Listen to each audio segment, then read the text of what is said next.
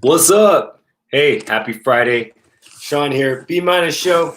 Thank you for your support, listens, likes, downloads. I got a couple Drekker beers here. This is a Fargo, North Dakota brewery. You can see here, this first beer. Actually, I'm going to drink this one first because I don't want my glass all messed up. This is called the Noodle Effect Double IPA. It's 8.3% alcohol, independent brewery, and has a lot of cool stuff in it. Let's just drink it. How about that? All right. So you can see it's a very yellow, cloudy beer. Let's give it a smell. So they use a hop called Hallertau Blanc, which tends to be more of like white wine tendencies. Blanc means white. For some reason, when I taste the Hallertau Blanc hops, I get more of the white wine taste. So it's a little dry, a little more tannins, and that's kind of what I get in this beer. Smells phenomenal though. It's very fruity, yeasty. Just sweet, a little sweet. Let's give it a taste.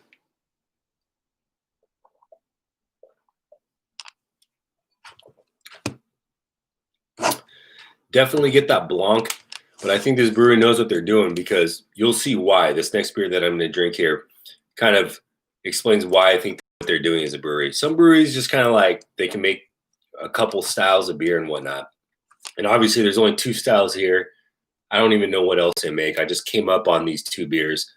Don't ask me how, but these are not easy to get here in California. You kind of have to pay premium prices for them, and I got lucky. Let's just say that. I did my due diligence.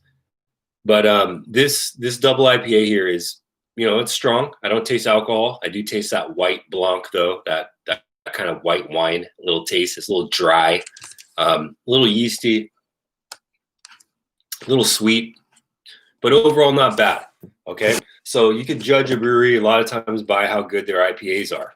I mean, just like if you go to a Mexican restaurant, if you have Mexican restaurants where you're from, but out here in California, they're abundant.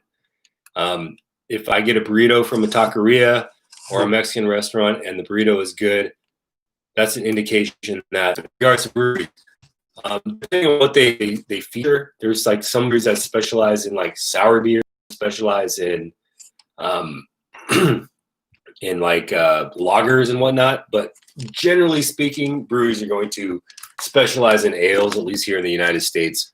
And ales, the most popular ale right now, is a double IPA or an IPA. So you could judge a brewery by their IPA for the most part here in the United States.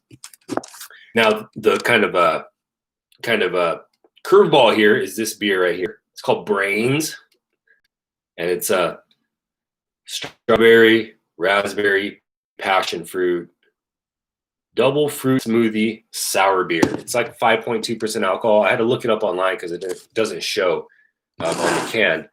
Independent brewery. They also use vanilla, lactose, sugar, which sometimes I don't agree with lactose in my beer because it kind of like I kind of pay for it the next day. But we'll see. I'm drinking this for myself, for you. I earned it. Did a leg day today, and I'm kind of slurry. A couple beers in as well, but leg day always kind of like drains me for the most part. So I apologize in advance for that. Let's pour this fruit beer out though. Look at this. Look at this thing. Look at that thickness. It's like those Clamato beers. You ever had a Clamato beer where you mix like Clamato or V8 with with like a Bud Light or something like that? That's kind of what this looks like. It also looks like maybe like a Minute Maid kind of thing. It's just that thick, It's very thick. It's very raspberry. You can see it's very cloudy. Let's give it a smell.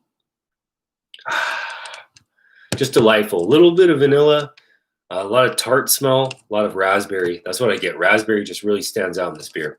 All right, let's give it a taste. Super thick, very smooth, very sweet up front, very sour at the end. It is like a juice, obviously not as sweet, obviously some alcohol in there. And this is a beer. So what makes a beer is the ingredients and how it's made. It has hops, it has malt, it has yeast. That's what makes a beer. Anything else is not a beer. It could be a mead, it could be hard kombucha. Kombucha and mead do not use hops. I mean, I guess you can use hops, but a definition of beer by the laws is that you need to have 3 essential things: yeast, hops, and malt. But this is a twister, a bunch of other ingredients that makes it like a very fruity beer. So there is carbonation in here, believe it or not. It's a beer to make, labor intensive and expensive beer to make, but I think they did a very good job. And that's why I think this is a very well-rounded brewery. Obviously, I haven't tasted their lagers because that's like kind of like an equivalent to making these kind of beers. If you could lager, it's a whole different process.